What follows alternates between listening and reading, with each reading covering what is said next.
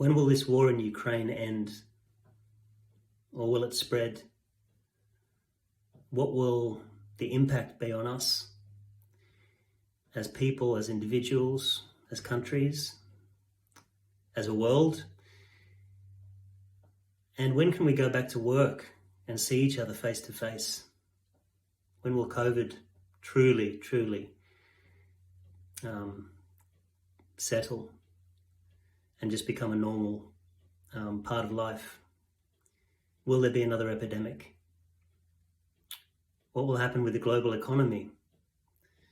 When will that stabilize? What about social media and the polarisation that's occurring on those platforms and politically in the West? When will we become aligned again? Is this war going to help with that? Are things going to go back to the way they were? When can we feel happy again and not feel guilty for feeling happy when the Ukrainians are suffering and people are losing loved ones still through COVID, and there is a collective sense of loss globally over the past 2 years? We've all experienced some version of loss, whether it be a loved one or a job or just a sense of stability and faith in the systems, the structures that we've built up over time, the fact that we're in this together.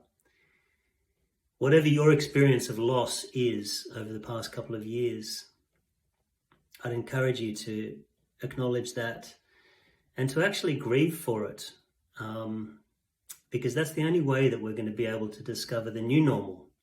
And there will be a new normal. I think there's a human tendency to play whack-a-mole and be reactive and think that the problems that are presenting themselves to us on a daily basis, on an hourly basis, need to be whacked back into their holes in a very superficial way.